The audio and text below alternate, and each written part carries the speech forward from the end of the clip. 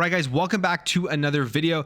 This week coming up is going to be a pretty big week for the Xbox Activision Blizzard acquisition, as the case between Microsoft and the FTC is going to be starting with the pre-evidentiary hearing on June 21st. Now, we already know that they got granted the temporary restraining order, which they were trying to block Microsoft from closing the deal. From reports that were coming out, they were going to go ahead and try to close this thing sometime after June 15th, before the July 18th deadline. Now, there's going to be a 5-day hearing where they're going to go over a bunch of stuff, but we have some court filings here from Microsoft, which has given us some information that will be pretty interesting going forward with this case. So let's take a look at it. So first of all, as we know, Activision, Blizzard, and King, if this deal does get approved and it does go through, are going to be a part of Xbox Game Studios. They are going to be first-party releases within the Xbox ecosystem. You can assume that all of these games are coming over to Xbox Game Pass day one,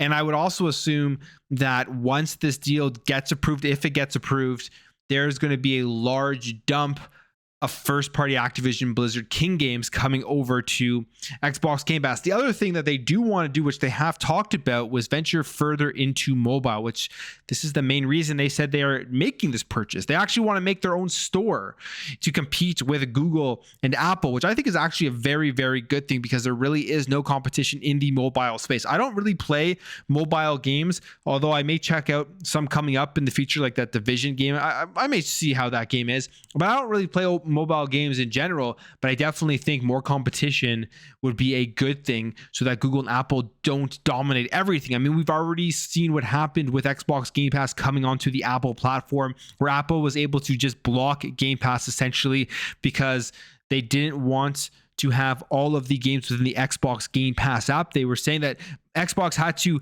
put every single game within that service as a separate app on Apple, which just didn't make any sense. So they did the workaround and put Game Pass through the browser, so Apple users can still utilize the service. Now, when it comes to Activision Blizzard King, however, Microsoft has put out within some court filings, and they talk about how they intend to operate Activision Blizzard. It says Microsoft intends to operate Activision similar to other recent acquisitions, such as Minecraft developer Mojang. In other words, Activision's creative operations will remain separate and continue to run as they did pre-merger. And here's the actual court filing. It says Microsoft's vertical merger with Activision, however, raises none of these concerns.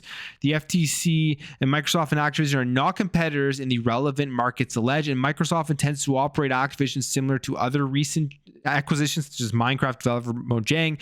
In other words, Activision's creative operations will remain separate and continue to run as they did pre-merger. Consequently, even in the unlikely event the FTC continues to press its Part 3 case and then succeeds on the ultimate merits in the proceeding, the agency can order Microsoft's divestiture of Activision, an effective ultimate remedy. And this isn't very surprising whatsoever. It's not just Minecraft. You take a look at what happened with Bethesda. They are essentially just operating separately from the other studios out there. I mean, nothing from what we understand has really changed in the way that they are making their games, in the overseeing of how these games are being released and developed and all of that type of stuff. Now, hey, that may eventually end up changing. I mean, we saw what happened with Redfall. We saw with Phil Spencer coming out and saying that they wish they were more hands-on with Arcane and with Redfall, and got involved earlier to get that 60 FPS for console on release. So,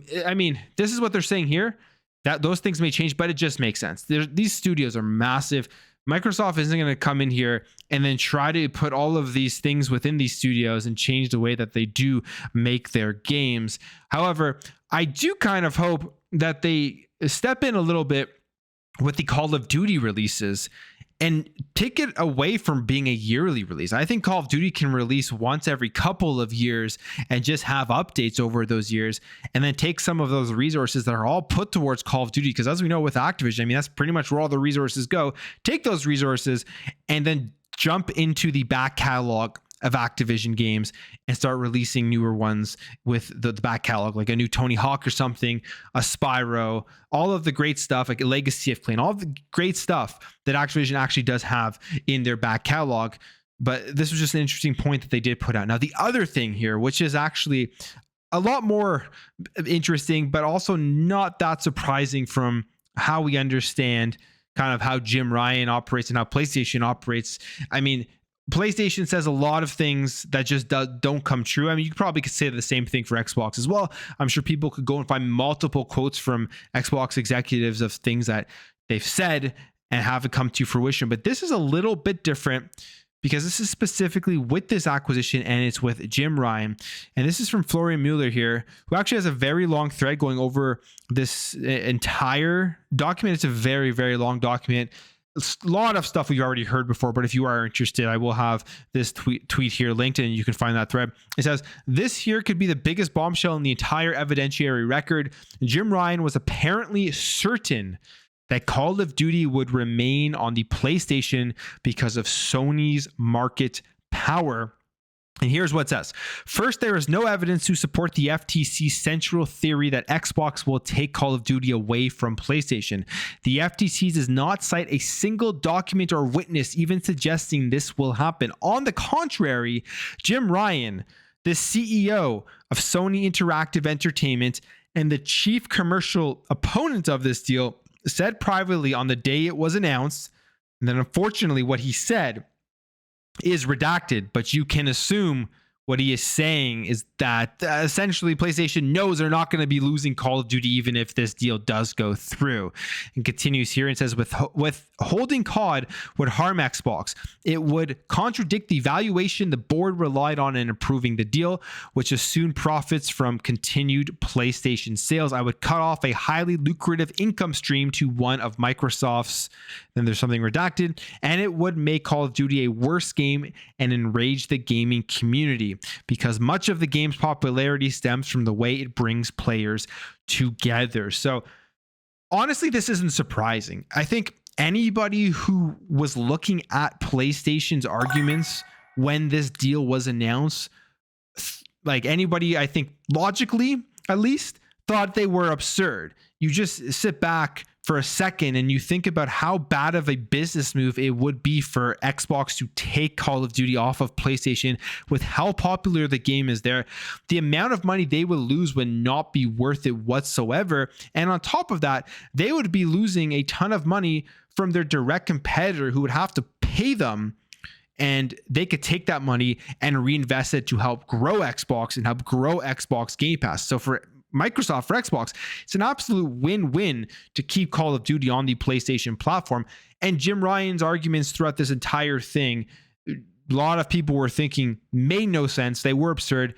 And Microsoft here is kind of outing him in terms of him saying, or at least mentioning here, that he privately said something. Now, how can they prove that? We don't know. I mean, this is just, I guess, Microsoft's word saying that he previously came out and announced that, but I wonder how this is going to be used in court. If it can be used in court, all of that type of stuff, I'm not sure, but we will see if they're going to be able to actually prove some of this stuff, and if this will help Xbox's case to beat the FTC. Now, Florian Mueller really believes that they don't have a case here. At least the FTC doesn't have a case, and Microsoft should be able to win. But again, we will see, because nobody thought the CMA was going to go and block this deal from everything that we were hearing. Well, I shouldn't say nobody, but a lot of people didn't think that, and we do know what happened there. They're going through the appeals process, but there is going to be a lot of interesting information that does come out, and I believe there's going to be live tweeting, all of that type of stuff. I will try to keep you guys updated as much as I can. I don't only want to cover Activision Blizzard this week, so there will be lots of other news. I definitely want to keep talking about other things within the gaming industry. I'm just excited for this thing to end. I'm thinking that by the end of June, we'll have a lot clearer of a picture as to what is going to officially happen overall with this deal. I mean, if the FTC wins right now with this court case going on, with this trial thing, they get granted the preliminary injunction. Maybe Microsoft walks away. Who knows? We will wait and see, but there will be lots of information. So make sure to stay tuned. Make sure to hit the subscribe if you are new here. Make sure to hit the like if you are new here. And thank you guys for watching. Thank you for your support, and I'll catch you guys in the next video.